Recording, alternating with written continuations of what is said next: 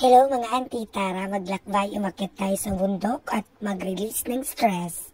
Ayan, malamig pa. Maaga kami dumating dito sa Ras Al Khaimah. Mga alas 4, lumarga na kami from Dubai.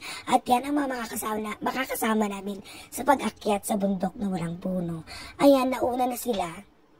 At ako, nag-picture-picture pa. Siyempre, hindi pwedeng mawala ang moments na ganito, di ba? Nahuli man ako pero hinabol ko sila.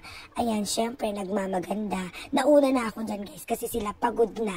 Kaya picture muna ako. Tapos nagtago ako sa malaking bato. Pero nakita ko silang parating na nauna na naman ako. Gusto ko laging nauuna para pagdating ko sa taas, pahinga na lang.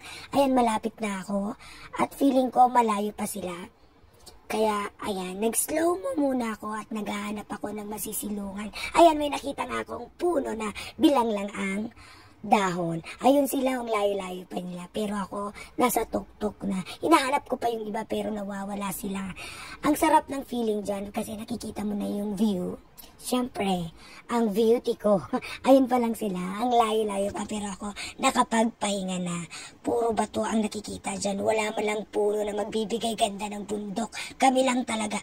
Yan ang view from above. Kaya yan, mga 5 minutes to 10 minutes lang kami nagstay sa taas. Pero napag-desisyon na namin bumaba kasi mainit-init na, masakit na sa balat, pero ang sarap ng feelings guys. 1 oras mahigit din kami naglakad mula sa baba hanggang dyan sa taas. Actually, mas may mataas pa pero hindi na namin kinaya. Kaya nagpahinga muna kami, nagkantahan, nagkwentuhan, habang inaantay yung iba na bumaba. Pero nung hindi na namin sila maantay, ayan, lumarga na kami, nauna na naman kami. At syempre, nangunguna ang auntie nyo. Dapat guys, maganda ang sapatos na gagamitin nyo kasi puro bundok at bato. Dapat matibay yung sapatos mo para pag babagsakan man niya ng bato, hindi masakit. Ow, ow, ouch, diba?